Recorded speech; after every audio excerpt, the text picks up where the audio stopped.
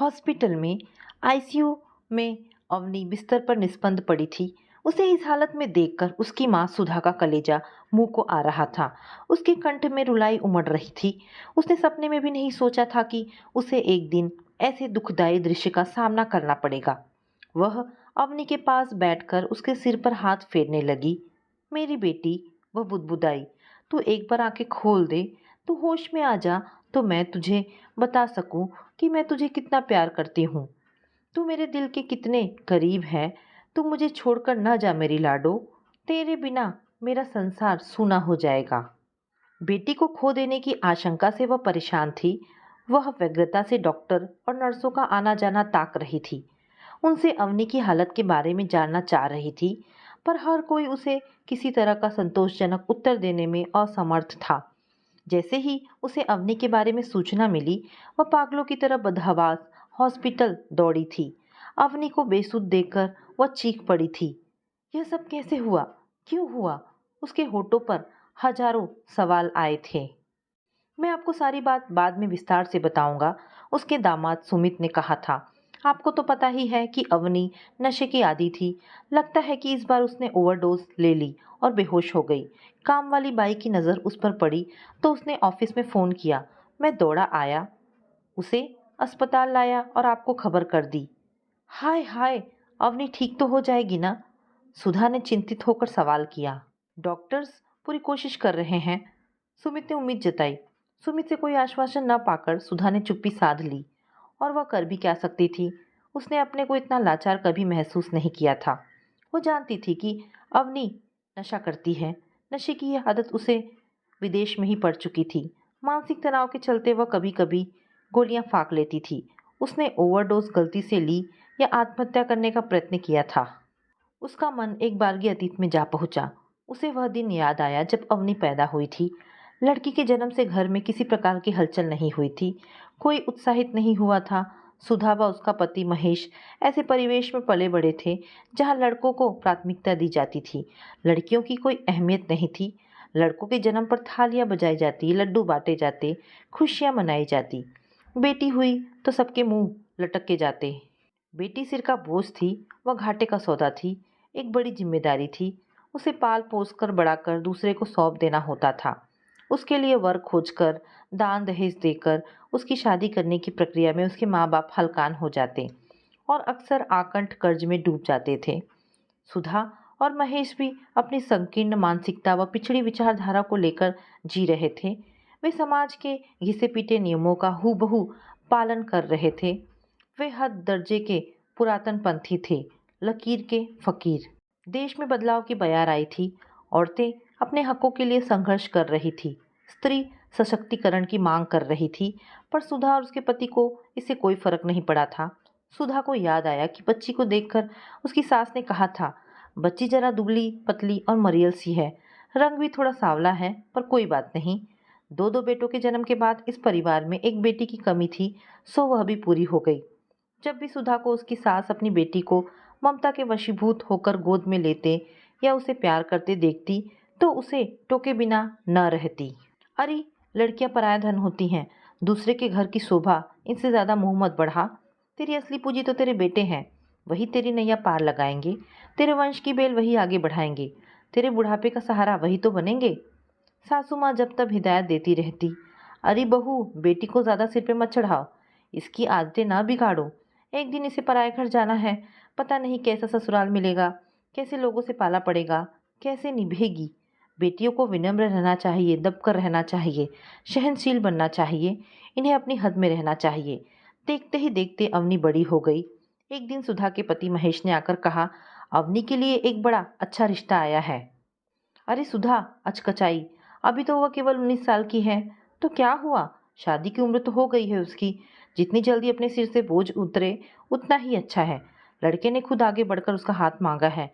लड़का भी ऐसा वैसा नहीं है, प्रशासनिक अधिकारी है, ऊंची सैलरी पाता है, ठाठ से रहता है। हमारी बेटी राज करेगी। लेकिन उसकी पढ़ाई? ओहो, पढ़ाई का क्या है, उसके पति की मर्जी हुई तो बाद में भी प्राइवेट पढ़ सकती है। जरा सोचो, हमारी हैसियत एक आईएएस दामाद पाने की थी क्या? घराना भी अमीर है। यूं समझो कि प्रकृति ने छप्पड़ फाड़ कर धन बरसा दिया हम पर।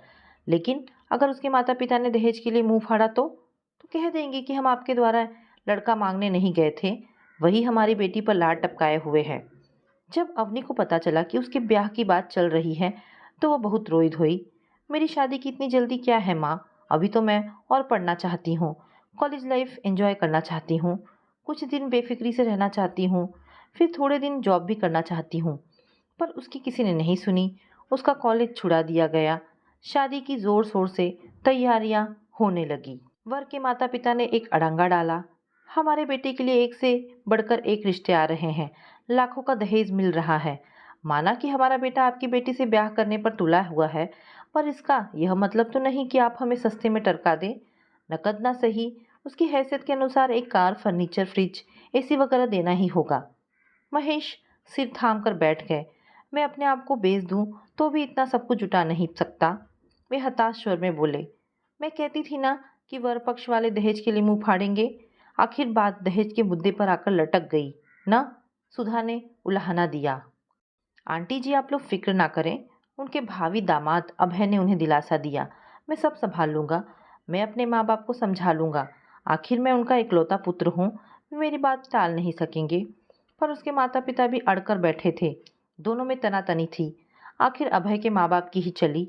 वे शादी के मंडप से अभय को जबरन उठाकर ले गए और महेश व सुधा कुछ ना कर सके। देखते ही देखते शादी का माहौल मातम में बदल गया। घराती व बराती चुपचाप खिसक लिए। सुधा और अवनी ने रो रो कर घर में कोहराम मचा दिया। अब इस तरह मातम मनाने से क्या हासिल होगा? महेश ने लताड़ा। इतना निराश होने की जरूरत नहीं है, हमारी लायक बेटी के लिए बहुतेरे वर जुट जाएंगे। अवनी मन ही मन आहत हुई, पर उसने इस अप्रिय घटना को भूलकर पढ़ाई में अपना मन लगाया। वह पढ़ने में तेज थी, उसने परीक्षा अच्छे नंबरों से पास की। इधर उसके माँ बाप भी निठल्ले नहीं बैठे थे, वे जी जान से एक अच्छे वर की तलाश कर रहे थे। तभी अवनी ने एक दिन अपनी माँ को बताया कि वह अपने एक सहपाठी से प्यार करती है और उसी से शादी करना चाहती है। जब सुधा ने यह बात पति को बताई तो उन्होंने नाक बहुत सिकोड़कर कहा, बहुत खूब, यह लड़की कॉलेज पढ़ने जाती थी या कुछ और ही गुल खिला रही है? कौन लड़का है, किस जाति का है, कैसा खानदान है, कुछ पता तो चले। और जब उन्हें पता चला कि रोहन नीची जाति का है तो उनकी भ्रिकुटी तन गई। यह लड़की जो भी काम करेगी वह अनोखा होगा। अपनी बिरादरी में योग्य लड़कों की कमी है क्या भाई? हमसे तो जानबूझकर मक्खी निगली नहीं जाएगी। समाज में क्या मुंह दिखाएंगे? हमें किसी तरह से इस लड़के से पीछा छुड़ाना होगा। तुम अवनी को समझाओ। मैंने उसे समझाकर हार चुकी हूँ, पर वह जिद पकड़े हुए है, कुछ सुनने को तैयार नहीं है। पागल है वह, नादान है, हमें कोई तरकीब भिड़ानी होगी। महेश ने एक तरीका खोज निकाला। वे अवनी को एक ज्योतिषी के पास ले गए। हमने इनके बारे में बहुत कुछ सुना है, तेरा विदेश जाकर पढ़ने का बहुत मन है ना, चलो इनसे राय मशवरा करते हैं और पता लगाते हैं कि तुम्हारे भविष्य में क्या है। महेश पहले ही ज्योतिषी से मिल चुके थे और उसकी मुट्ठी गर्म कर दी थी। महाराज कन्या एक गलत सोहबत में पड़ गई है और उससे शादी करने का हठ कर रही है। ऐसा कीजिए कि उसका मन उस लड़के की ओर से फिर जाए। आप चिंता ना करें यजमान, ज्योतिषाचार्य ने कहा। ज्योतिषी ने अवनी की जन्म पत्री देखकर बताया कि उसका विदेश जाना अवश्यम भावी है। तुम्हारी कुंडली अति उत्तम है, तुम पढ़ लिख कर अच्छा नाम कमाओगी। रही तुम्हारी शादी की बात, सो कुंडली के अनुसार तुम मांगलिक हो और यह तुम्हारे भावी पति के लिए घातक सिद्ध हो सकता है। तुम्हारी शादी एक मांगलिक लड़के से ही होनी चाहिए, वरना जोड़ी फलेगी फूलेगी नहीं। एक बात और, तुम्हारे ग्रह बताते हैं कि तुम्हारी एक शादी ऐन वक्त पर टूट गई थी। जी हाँ, भविष्य में इस तरह की बाधा को टालने के लिए एक अनुष्ठान कराना होगा, ग्रह शांति करानी होगी, तभी कुछ बात बनेगी। ज्योतिषी ने अपनी गोलमोल बातों से अवनी के मन में ऐसी दुविधा पैदा कर दी कि वह भारी असमंजस में पड़ गई। वह अपनी शादी के बारे में कोई निर्णय न ले सकी। शीघ्र ही उसे विदेश की एक यूनिवर्सिटी से वजीफे के साथ वहां दाखिला मिल गया। उसे विदेश के लिए रवाना करके उसके माता पिता ने सुकून की सांस ली। अब सब ठीक हो जाएगा, महेश ने कहा। लड़की का पढ़ाई में मन लगेगा और उसकी रोहन से भी दूरी बन जाएगी। बात की बाद में देखी जाएगी। इत्तेफाक से अवनी के दोनों भाई भी अपने परिवार समेत विदेश जा बसे थे और वहीं के होकर रह गए थे। उनका अपने माता पिता के साथ नाम मात्र का संपर्क रह गया था। शुरू शुरू में वे हर हफ्ते फ़ोन करके माँ बाप की खोज खबर लेते रहते थे, लेकिन धीरे धीरे उनका फ़ोन आना कम होता गया। वे दोनों अपने कामकाज और घर संसार में इतने व्यस्त हो गए कि महीनों बीत जाते, उनका फ़ोन ना आता। माँ बाप ने उनसे जो आस लगाई थी वह धूल धूसरित होती जा रही थी। समय बीतता रहा। अवनी ने पढ़ाई पूरी कर ली। अवनी ने नौकरी भी कर ली थी। पूरे 6 वर्षों बाद वह भारत लौट कर आई। उसमें भारी परिवर्तन हो गया था। उसका बदन भर गया था, आंखों पर चश्मा लग गया था, बालों में दो चार रुपहले तार झांकने लगे थे।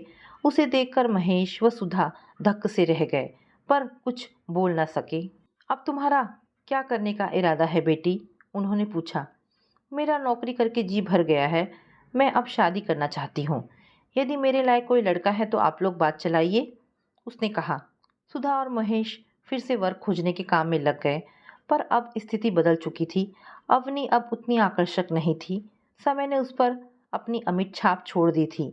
उसने समय से पहले ही प्रौढ़ता का जामा ओढ़ लिया था।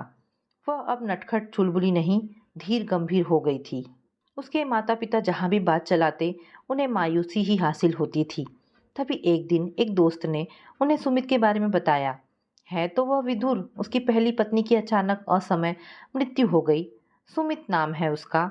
वह इंजीनियर है, अच्छा कमाता है, खाते पीते घर का है। माँ बाप ने अवनी पर दबाव डालकर उसे शादी के लिए मना लिया। सुमित और अवनी का विवाह हो गया। नवविवाहिता अवनी की सुप्त भावनाएं जाग उठी। उसके दिल में हिलोरे उठने लगी। वह दीवा स्वप्नों में खो गई। वह अपने हिस्से की खुशियां बटोरने के लिए ललायित हो गई। लेकिन सुमित से उसका जरा भी तालमेल नहीं बैठा। उनमें शुरू से ही पटती नहीं थी। दोनों के स्वभाव में जमीन आसमान का अंतर था। सुमित बहुत ही मितभाषी, लेकिन हमेशा गुमसुम रहता, अपने में सीमित रहता। अवनी ने बहुत कोशिश की उनमें नजदीकियां बढ़े, पर यह एक तरफा प्रयास था। सुमित का हृदय मानो एक दुर्भेद्य किला था। वह उसके मन की थाह न पा सकी थी। उसे समझ पाना मुश्किल था। पति और पत्नी में जो अतरंगता व आत्मीयता होनी चाहिए, वह उन दोनों में नहीं थी। दोनों में दैहिक संबंध भी नाम मात्र का था। दोनों एक ही घर में रहते, पर अजनबियों की तरह। दोनों अपनी अपनी दुनिया में मस्त रहते, अपनी अपनी राह चलते। दिनों दिन अवनी और उसके बीच खाई बढ़ती गई। कभी कभी अपने भविष्य के बारे में सोचकर चिंतित हो उठती। इस शुष्क स्वभाव वाले मनुष्य के साथ सारी जिंदगी कैसे कटेगी? इस उब भरे जीवन से वह कैसे निजात पाएगी? यह सोचकर निरंतर उसके मन को मत्ती रहती। एक दिन वह अपने माता पिता के पास जा पहुंची। माँ, पिताजी, मुझे इस आदमी से छुटकारा चाहिए, उसने दो टूक कहा। सुधा और महेश स्तंभित रह गए। यह क्या कह रही है तू? अचानक यह कैसा फैसला ले लिया तूने? आखिर सुमित में क्या बुराई है? अच्छे चाल चलन का है, अच्छा कमाता धमाता है, तुझसे अच्छी तरह पेश आता है। कोई दहेज वहेज का लफड़ा तो नहीं है ना? नहीं, 100 बात की एक बात है, मेरी उनसे नहीं पटती। हमारे विचार नहीं मिलते। मैं अब एक दिन भी उनके साथ नहीं बिताना चाहती। हमारा अलग हो जाना ही बेहतर है। पागल न बन बेटी। जरा जरा सी बातों के लिए क्या शादी के बंधन को तोड़ना उचित है? बेटी, शादी में समझौता करना पड़ता है, तालमेल बिठाना पड़ता है, अपने अहम को त्यागना पड़ता है। वह सब मैं जानती हूँ। मैंने अपनी तरफ से पूरा प्रयत्न करके देख लिया, पर हमेशा नाकाम रही। बस, मैंने फैसला कर लिया है।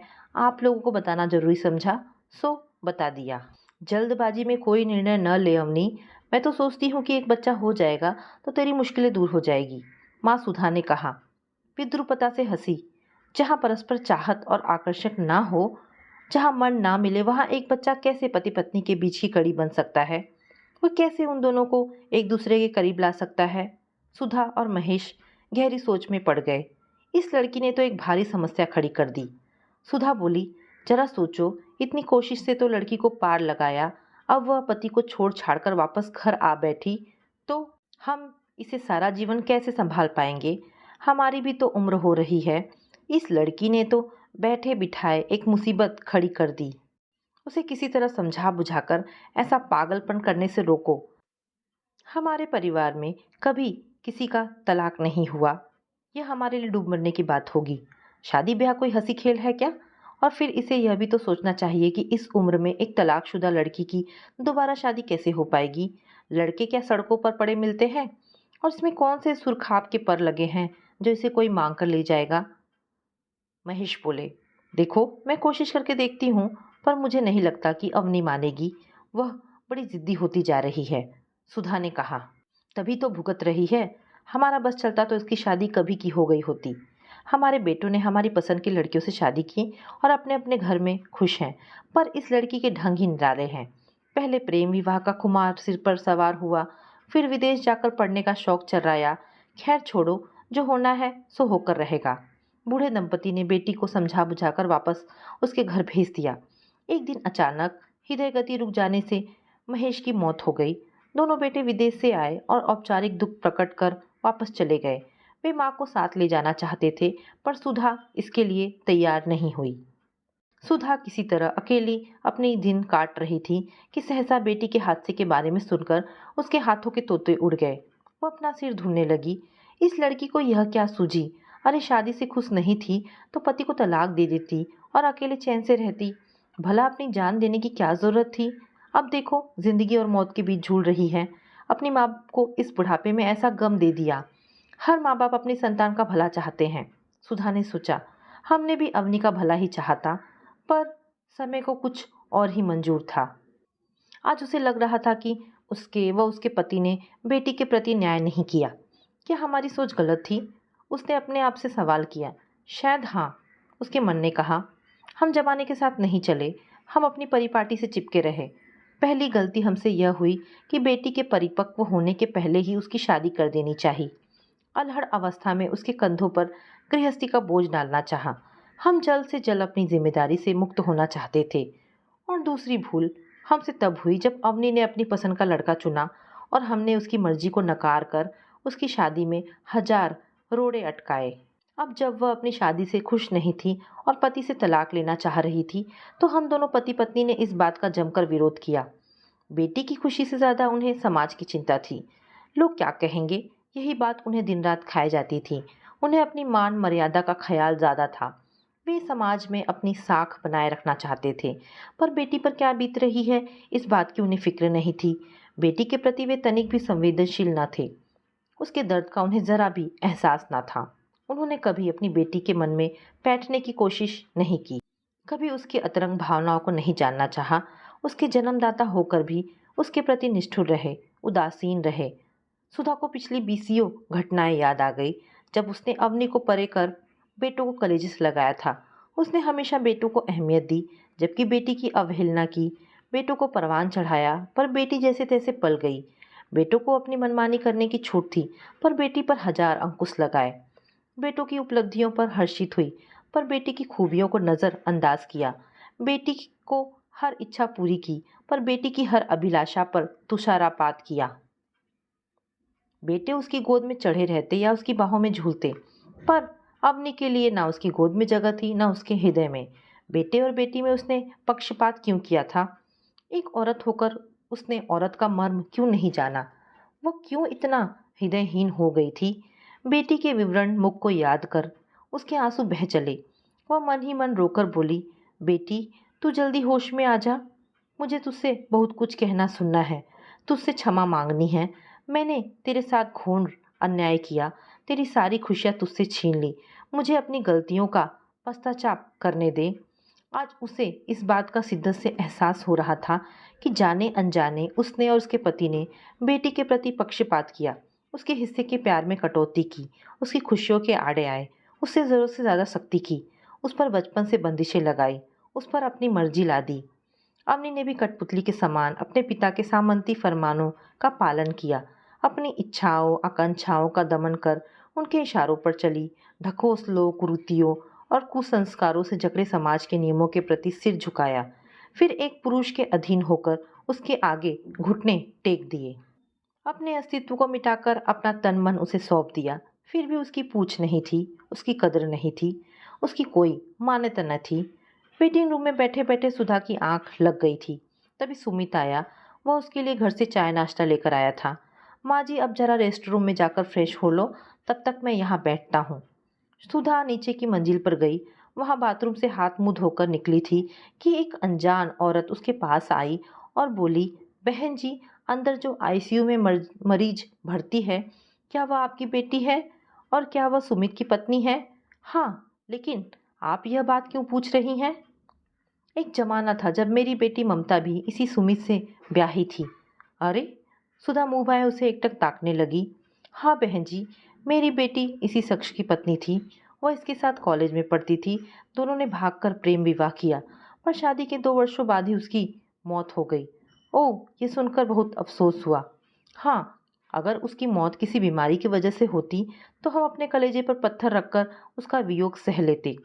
उसकी मौत किसी हादसे में भी नहीं हुई कि हम इसे आकस्मिक दुर्घटना समझकर मन को समझा लेते। उसने आत्महत्या की थी। अब आपसे क्या बताऊं, यह एक अबूझ पहेली है। मेरी हंसती खेलती बेटी जो जिजीविषा से भरी थी, जो अपनी ज़िंदगी भरपूर जीना चाहती थी, जिसके जीवन में कोई दुख नहीं था, उसने अचानक अपनी जान क्यों देनी चाही? ये हम माँ बाप कभी जान नहीं पाएंगे। मरने के पहले दिन वो हमसे फ़ोन पर बातें कर रही थी, खूब हंस बोल रही थी, और दूसरे दिन हमें खबर मिली कि वह इस दुनिया से जा चुकी है। उसके पलंग पर नींद की गोलियों की खाली शीशी मिली, ना कोई चिट्ठी, ना पत्री, और ना ही कोई नोट। और सुमित का इस बारे में क्या कहना था? यही तो रोना है कि सुमित इस बारे में कुछ भी बता ना सका।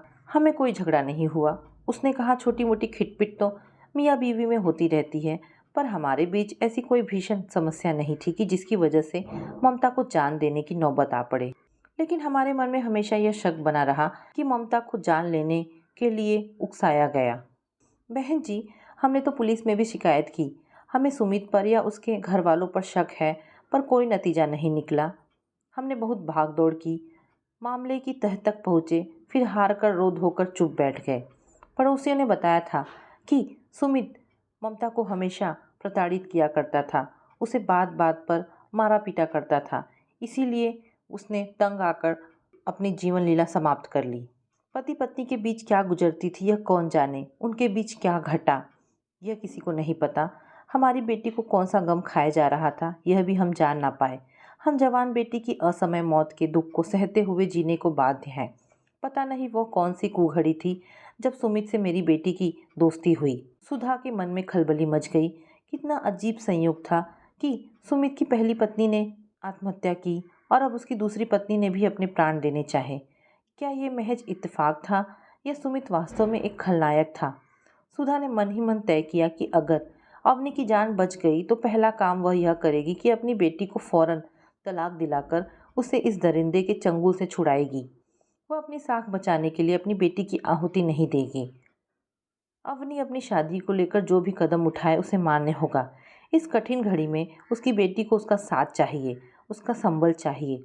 देर सवेर ही सही वो अपनी बेटी का सहारा बनेगी, उसकी ढाल बनेगी, हर तरह की आपदा से उसकी रक्षा करेगी। एक माँ होने के नाते वो अपना फर्ज निभाएगी और वह इस अनजान महिला के साथ मिलकर उसकी बेटी की मौत की गुत्थी भी सुलझाने की कोशिश करेगी। सुमित जैसे भेड़िए सज्जनता का मुखौटा ओढ़े अपनी पत्नी को प्रताड़ित करते रहते हैं, उसे तिल तिल कर जलाते हैं और उसे अपने प्राण त्यागने को मजबूर करते हैं। लेकिन वे खुद बेदाग बच जाते हैं क्योंकि बाहर से वे भले बने रहते हैं। घर की चार दीवारी के भीतर उनकी करतूतें छिपी ढकी रहती है। वह वापस वेटिंग रूम में पहुंची तो उसने देखा एक डॉक्टर आईसीयू से निकलकर सीधा उसकी तरफ आ रहा था। सुधा के हृदय में धुकधुकी होने लगी। उसकी आश्वान्तित नज़रें उस डॉक्टर पर टिक गई। डॉक्टर ने आईसीयू से निकलने के बाद सुधा से कहा कि आपकी बेटी अब खतरे से बाहर है, अब आप उससे मिल सकती हैं। यह सुनते ही सुधा के जान में जान आई और वह बेटी के रूम की तरफ मुड़ गई। तो दोस्तों, ये कहानी यहाँ पर समाप्त होती है। आशा करती हूँ कहानी आपको पसंद आई होगी। अगर कहानी पसंद आई है तो प्लीज़ इसे लाइक एंड शेयर करें। धन्यवाद दोस्तों।